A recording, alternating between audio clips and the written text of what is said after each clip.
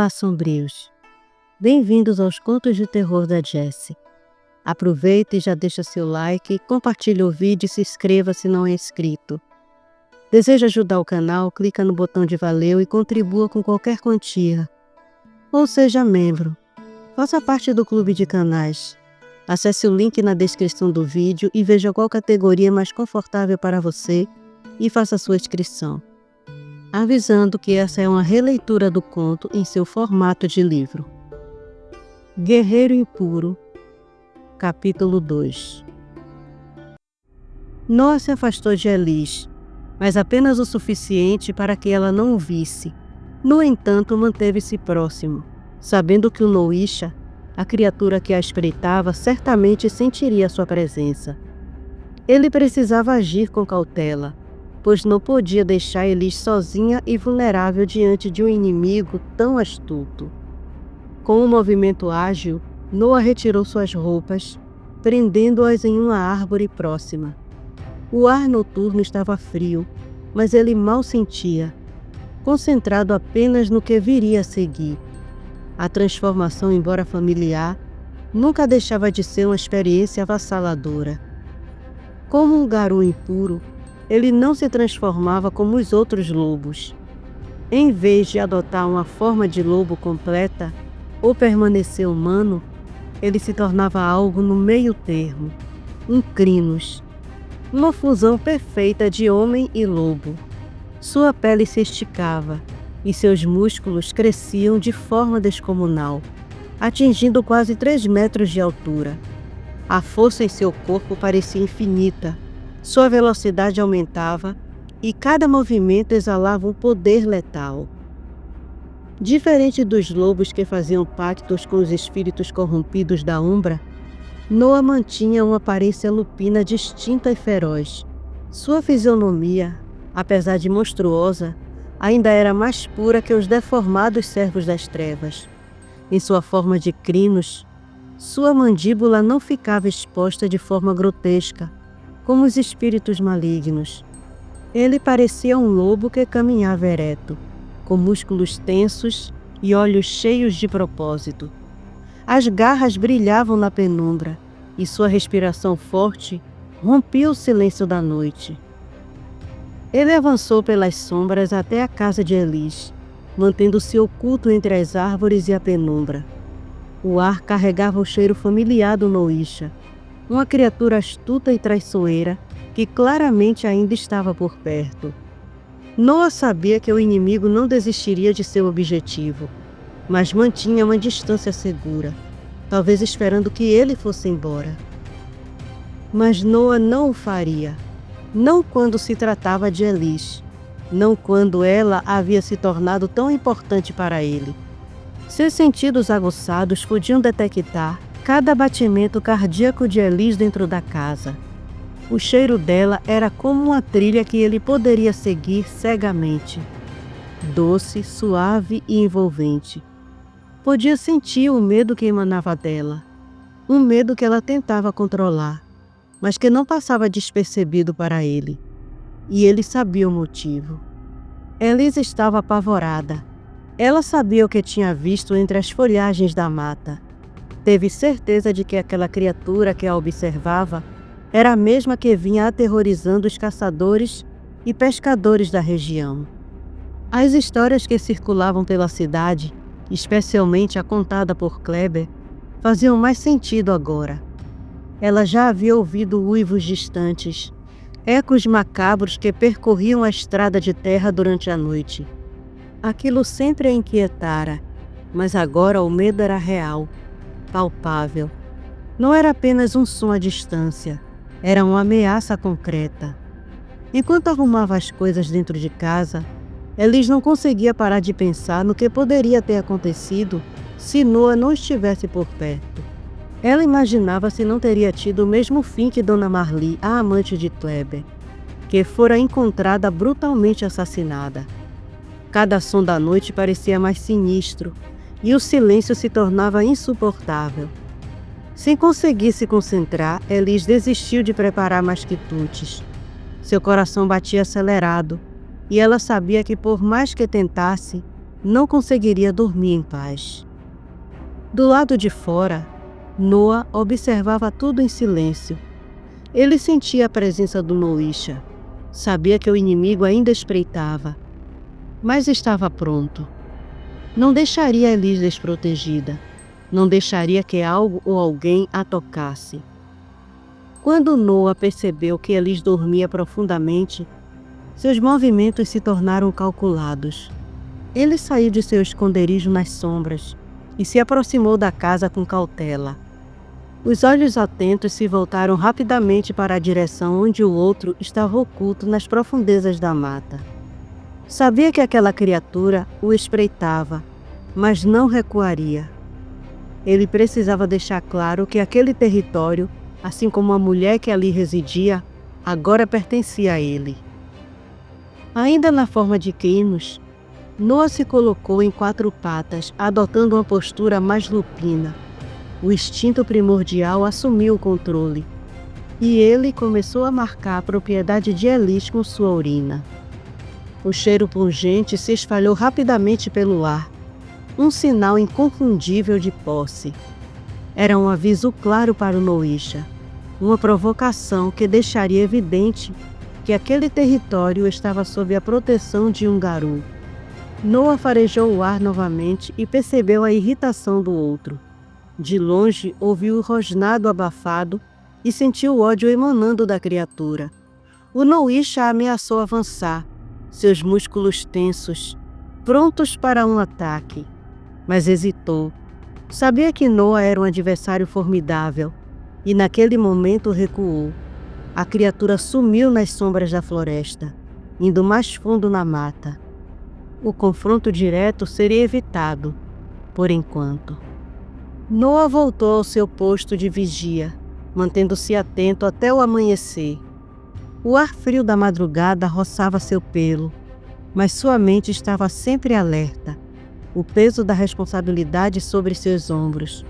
O silêncio envolveu a floresta novamente e ele não permitiu que o cansaço tomasse conta, garantindo a segurança de Elis. Enquanto isso, não muito longe dali, 2 homens pescavam à beira do rio. Era uma prática comum para eles. A noite proporcionava um ambiente mais tranquilo e as águas eram mais generosas com suas presas. Com cigarros acesos e goles de aguardente para aquecer o corpo, conversavam em voz baixa para não espantar os peixes. A atmosfera era de calmaria, até que um barulho vindo da floresta os fez interromper a pescaria. Curiosos levantaram-se e, com a lanterna em mãos, tentaram enxergar através da escuridão. O som dos galhos quebrando e o farfalhar das folhas era alarmante, e eles avançaram alguns metros em direção à origem do ruído. O que não esperavam, no entanto, era a súbita aparição da criatura. Com um salto, o Noisha atacou ambos com uma brutalidade inumana. Em questão de segundos, os 2 pescadores estavam no chão. Um deles foi jogado com tanta força contra uma árvore que desmaiou na hora, enquanto o outro sentiu o pavor gelar suas veias ao ser atacado.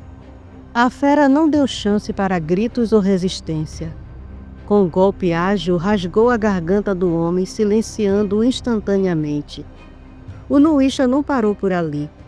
Rasgou o corpo do pescador, devorando-o vorazmente, especialmente os órgãos internos e o coração ainda palpitante. O cheiro de sangue fresco tomou conta do ambiente, enquanto a criatura se banqueteava. Quando o segundo pescador recobrou a consciência e viu a cena diante de si, o horror foi indescritível. Ele tentou correr, mas não teve tempo. A criatura o alcançou em um segundo, repetindo o processo macabro. Logo, ambos os corpos estavam despedaçados, sem vida, com os órgãos arrancados e jogados de lado, quase irreconhecíveis. Após o banquete grotesco, Noisha se retirou, mergulhando na escuridão da floresta, em direção a uma gruta escondida. Antes do amanhecer, Noa despertou. Seus sentidos ainda estavam em alerta, como se a floresta ao seu redor não pudesse descansar. Sabia que havia algo terrível acontecendo nas redondezas, algo que ele precisava enfrentar. Pegou suas roupas com a boca e correu em forma lupina de volta para a fazenda onde trabalhava. Ao chegar lá, transformou-se de volta em humano, vestiu-se rapidamente e foi para o trabalho no horário habitual, como se nada tivesse acontecido. No entanto, uma preocupação persistente o assombrava. Ele havia quebrado sua única regra, a regra vital para a sua sobrevivência: nunca chamar atenção para si. Agora, havia uma marca deixada por ele, um rastro que não poderia ser ignorado, nem pelo Noisha, nem pelos humanos que eventualmente cruzassem o caminho da criatura. O fazendeiro Orestes já estava de pé naquela manhã fria, segurando uma xícara de café quente, o vapor subindo em espirais preguiçosas, enquanto ele observava a paisagem serena da fazenda. Quando viu Noah chegando sozinho, levantou a sobrancelha curioso. "Bom dia, rapaz. Onde estão os outros peões?" Perguntou com um tom levemente desconfiado. Noah, que ainda sentia o peso dos acontecimentos da noite anterior, manteve a postura firme, mas a tensão interna era evidente. "Não chegaram ainda? Eu os deixei na festa ontem à noite." Noah respondeu e Orestes riu, com uma leve ironia, já imaginando o motivo do atraso. "Então encheram a cara e ainda estão de ressaca. Tire o dia de folga, rapaz.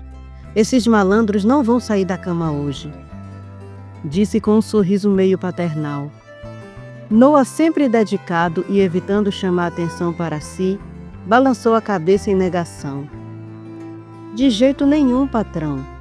Vou fazer meu serviço e se precisar de qualquer coisa é só chamar." Orestes, apreciando a disposição do jovem, deu de ombros. "Como quiser, Noah. Já que está tão disposto, vamos à cidade. Preciso fazer umas compras para a fazenda.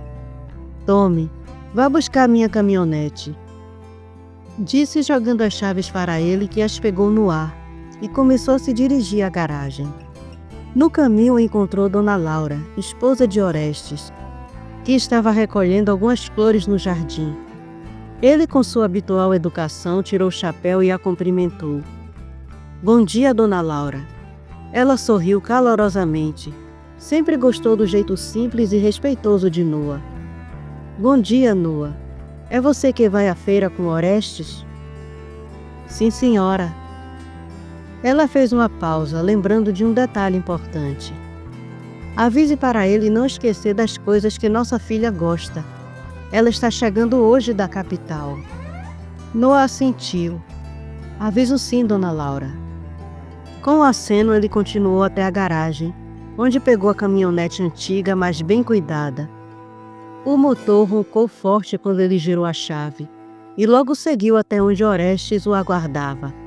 O fazendeiro subiu na caminhonete e os dois seguiram rumo à cidade. O caminho até a cidade era longo, e a mente de Noah vagava entre a preocupação da noite anterior e a calmaria forçada daquele momento. Elis já estava de pé quando os primeiros raios de sol cortaram o horizonte, inundando a paisagem ao redor de sua casa com uma luz suave e quente. Saiu para o quintal e começou a regar suas plantas e a horta, com a familiaridade de quem se sente em harmonia com o que construiu. Sua casa era simples, mas carregada de um aconchego que só quem a conhecia profundamente poderia sentir. A cerca de arame farpado ao redor da propriedade delimitava seu pequeno pedaço de terra, e a velha porteira de madeira rangeu levemente quando ela passou por ela. Atrás da casa, de um lado ficavam as plantações bem cuidadas, enquanto do outro lado os poucos animais viviam tranquilos. O poço antigo e sólido completava o cenário, sendo uma fonte essencial de água tanto para o jardim quanto para as atividades diárias. A fachada da casa, de tijolos queimados, exalava uma sensação de rusticidade acolhedora. As portas e janelas de madeira resistente mostravam que, apesar da simplicidade, tudo ali fora construído para durar.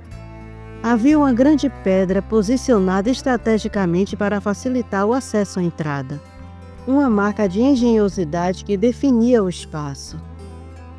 Por dentro, o lar de Elis era um refúgio. As paredes eram decoradas com imagens de santos e fotos de família, recordações de um tempo mais tranquilo.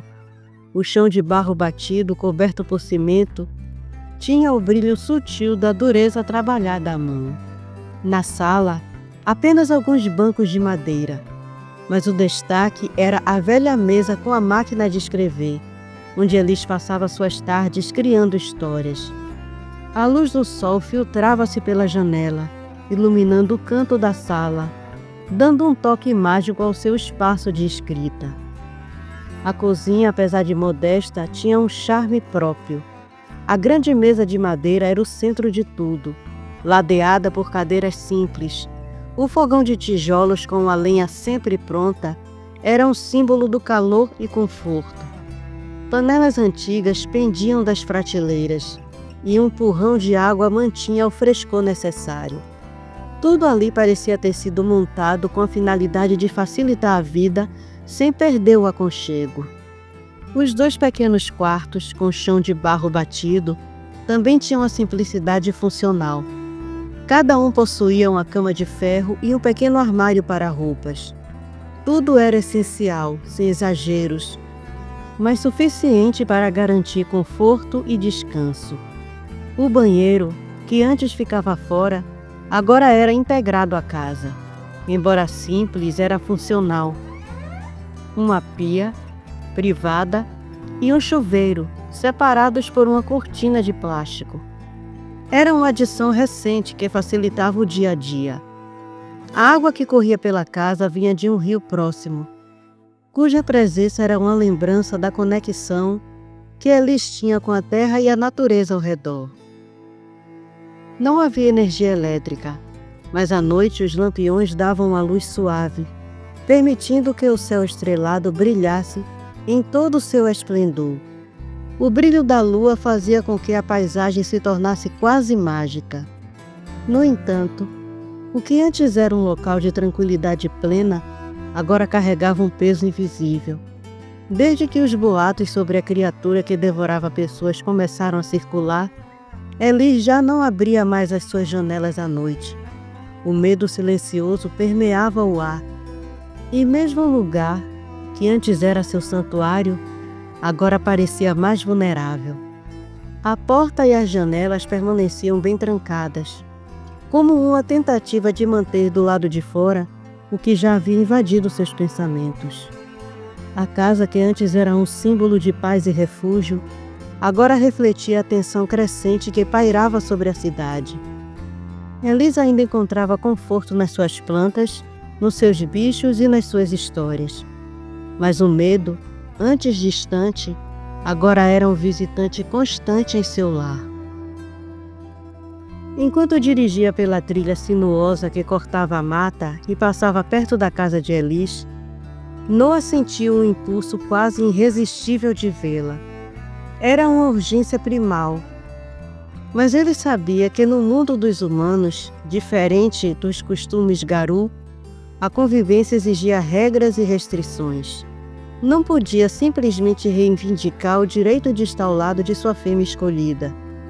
Ele inspirou fundo, aquietando o desejo que lhe consumia, e focou na estrada em direção à feira. Orestes, sentado ao seu lado, quebrou o silêncio da viagem com um assunto delicado que vinha inquietando a cidade. Noah, você ouviu os boatos que estão correndo de boca em boca? Noah não desviou os olhos da estrada, mas assentiu. Ouvi sim. Sobre o bicho que atacou a amante do Kleber, os rapazes comentaram. Orestes olhou pela janela pensativo. Não foi só ela. Fiquei sabendo pelo delegado, tio de Laura, que mais 2 corpos foram encontrados, seu Plínio e seu Leandro. Eles sempre caçavam e pescavam à noite. Diz o delegado que não sobrou quase nada dos 2. Coisa feia que só. Noah apertou as mãos no volante, os dedos firmes como aço. Ele sabia do que aquelas criaturas eram capazes e o que seus rastros significavam. E o delegado, vai fazer alguma coisa? Perguntou Noah, mantendo a voz controlada, mas atento. Ele decidiu não dizer nada à população para evitar pânico, mas está dobrando o número de policiais na cidade, só por garantia. Noah soltou um suspiro lento, ponderando a situação. E acha que isso vai resolver o problema? Manter o povo sem informação não os deixa seguros. Só desavisados. Vão acabar dando sorte pro azar. Oreste concordou pensativo enquanto acariciava o queixo.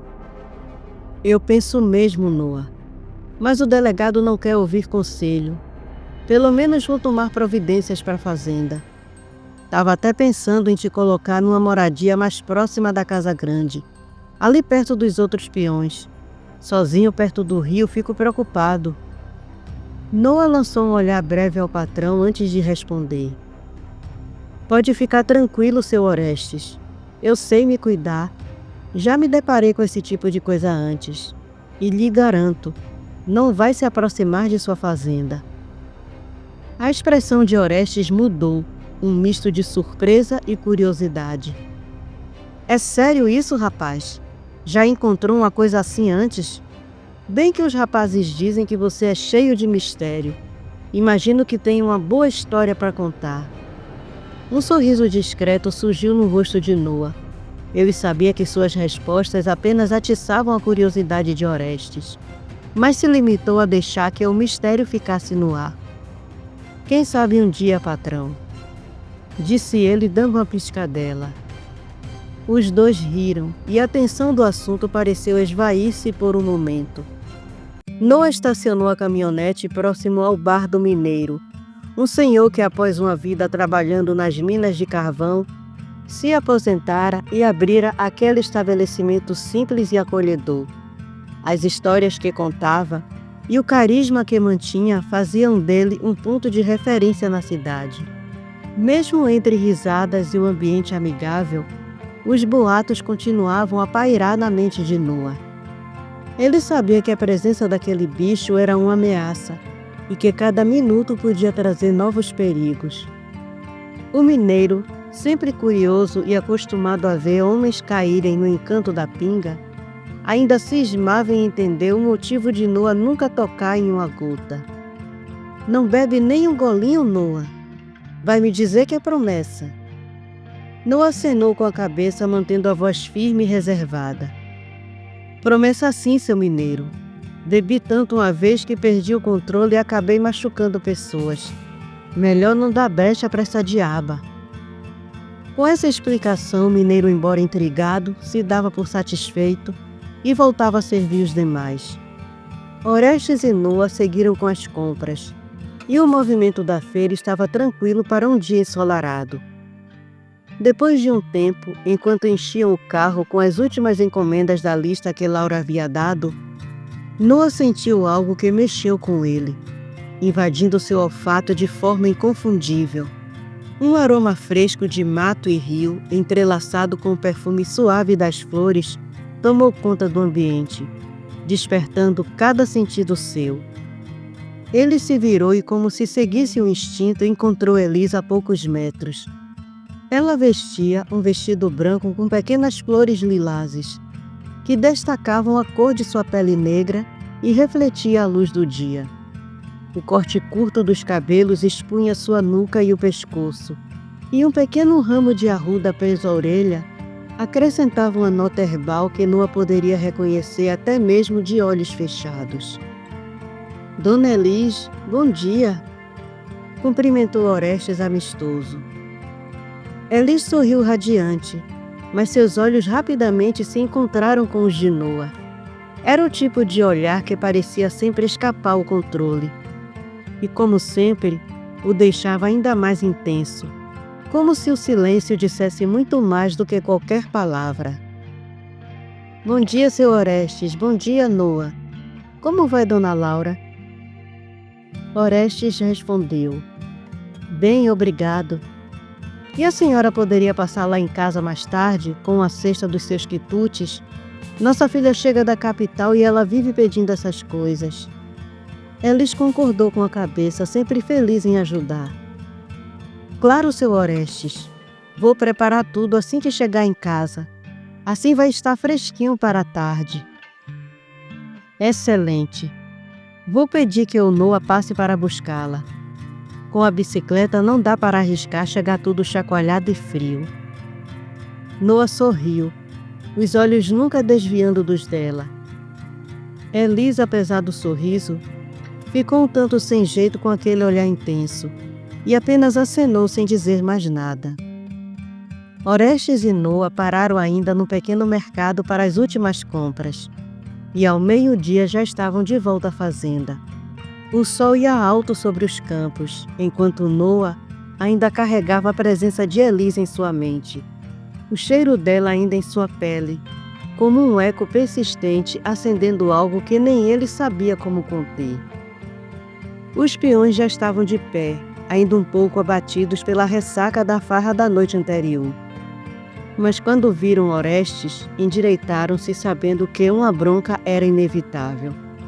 O patrão, de cara fechada, os repreendeu, mas sendo um homem justo, lhes deu o dia de folga, deixando-os aliviados, ainda que um tanto envergonhados. Deviam seguir o exemplo de Noa, que não põe pinga na boca, ou ao menos sabe quando parar, disse Orestes enquanto ajeitava o chapéu.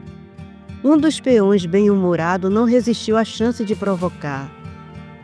É que nosso amigo Noa não precisava de pinga, seu Orestes. Ele se embriagou com outra coisa. Todos caíram na risada, e um segundo peão se adiantou explicando ao patrão. Pois é, patrão. Noa se embriagou foi de Dona Elis. Lá na festa não tirava os olhos dela. Ela ficou tão desconcertada que nem conseguiu contar direito suas histórias. E ele ainda comprou todos os quitutes dela. Orestes riu alto, a risada ecoando pela varanda. Ele se lembrava do jeito da mulher na feira, e a cena agora fazia ainda mais sentido. Ora, ora, Noa. E eu que te via tão quieto, concentrado no trabalho, mal posso acreditar. Você lançando charme para Dona Elis. Noa, um tanto encabulado com as provocações, tentou se defender, sem querer alimentar ainda mais a conversa. Não foi nada disso, seu Orestes. Apenas a acompanhei até em casa com o devido respeito. Mas Orestes sorriu e balançou a cabeça, sempre conselheiro. Respeitoso eu sei que você é, mas vamos combinar. Dona Elis não é moça nova, rapaz. Há tantas moças na cidade, novas e bonitas, e é justo nela que você vai se engraçar? Noa sorriu levemente e disse sem medo. Não tem idade para o amor, patrão, e Dona Elis não é de se jogar fora. A resposta arrancou risadas dos peões e do próprio Orestes. Mas Noa apenas abaixou os olhos, calando-se antes que a conversa avançasse demais. Ele gostava dos colegas e aprendera muito com eles, não apenas sobre a terra e o trabalho, mas também sobre a camaradagem humana. Achava graça deles considerarem Elis velha para ele. Mal sabiam que, para ele, ela era ainda uma jovem, enquanto ele, bem, ele já era velho, muito velho. Como um garu, o tempo deixava marcas internas que sua aparência não revelava, e aos olhos humanos, ele sempre pareceria um homem jovem. Elis terminou de preparar os quitutes para levar à fazenda, e com carinho fez um pratinho sortido para Noa. Uma forma singela de agradecê-lo pela gentileza de a ter acompanhado até em casa. Enquanto guardava tudo, viu Palmas do lado de fora. Intrigada, ela espiou pela janela e avistou um homem de aparência desleixada e roupas gastas. Alguém que ela já vira perambulando pela feira. Ele parecia deslocado, mas ela não tinha motivos para desconfiar. Apenas uma sensação incômoda. Ela abriu a janela e o cumprimentou. Boa tarde. Boa tarde, senhora. Poderia me arranjar um prato de comida e um gole d'água? Elis o observou com cautela. Ele estava longe da porteira, mantendo uma distância que parecia incomum. Mesmo assim, sentiu pena. Sabia como os habitantes da cidade, alguns especialmente cruéis, tratavam mal quem era visto como forasteiro ou mendigo. Ela respondeu com a gentileza que lhe era habitual. Espere um pouco. Vou preparar algo para o senhor. Elis colocou uma porção generosa de feijão preto e arroz, um bom pedaço de carne com batatas e, pegando uma garrafa d'água, saiu até a cerca. Entregou a comida sem abrir a porteira e o homem aceitou o prato com um sorriso amplo, mas um pouco perturbador. Ele atravessou a estrada de terra e sentou-se no barranco oposto, começando a comer devagar, enquanto Elis o observava de volta, desconfiada e inquieta. Antes de voltar para dentro, disse ao homem: "Estou ocupada. Quando terminar, pode deixar o prato aqui perto da cerca que eu apanho depois." Mas ao se virar para voltar, a voz dele a deteve, profunda e grave. "A senhora não tem medo de morar tão longe da cidade? Se algo ruim lhe acontecesse, ninguém viria socorrê-la." Um frio percorreu sua espinha, e instintivamente ela fez o sinal da cruz. Apavorada, apressou o passo, fechando a porta e trancando logo que entrou. Com o coração disparado, encostou-se à madeira, os ouvidos atentos para qualquer som lá fora. Ouviu a risada distante do homem, uma gargalhada estranha, que ecoou na quietude da mata ao redor. Tentando se acalmar, foi até o pequeno altar onde mantinha uma vela e a acendeu, rezando baixinho, as palavras escapando trêmula entre os lábios. Em meio às orações, pediu proteção à Virgem, que sempre lhe amparara. A ideia de estar isolada e vulnerável a deixava inquieta, mas aquela casa fora o refúgio de seus pais, o lugar onde ela crescera. Ali não precisava gastar com aluguel, e o que ganhava dos quitutes, embora modesto, era suficiente para o básico. Mudança para uma cidade seria improvável. Respirando fundo, tentou se recompor. Contudo, no fundo de sua mente, a frase do andarilho continuava a ecoar, e uma incerteza desconfortável tomava conta dela, como se o homem tivesse plantado ali uma sombra que ela não conseguiria apagar. O mendigo, enquanto comia, mantinha um olhar fixo e enigmático na casa de Elis, como se analisasse cada detalhe com uma atenção perturbadora. De repente, um cheiro o fez arregalar os olhos e levantar-se bruscamente, derrubando o prato no chão. Ele murmurou uma maldição numa língua antiga e desapareceu correndo pela mata, como se estivesse fugindo de algo invisível. Noah chegou à casa de Elis logo em seguida. Parando a caminhonete na estrada, sentindo o rastro daquele cheiro, algo que só um garu poderia perceber. Avançando cuidadosamente, ele encontrou o prato e os talheres caídos no chão e percebeu que pertenciam a Elis. Seu semblante se tornou sério ao reconhecer o cheiro do Noisha ainda recente por ali, o que indicava que aquela criatura rondava a casa dela. Nesse instante, a voz de Elis o chamou, aquecendo seu coração como uma brisa após uma longa noite de tempestade. Ele virou-se com um sorriso, segurando o prato e os talheres. "Tudo bem aí, Noah?" "Sim, contadora de histórias. Acho que isso lhe pertence." Ela o observou aproximar-se com os objetos, e um arrepio cruzou seu corpo ao lembrar-se do estranho visitante.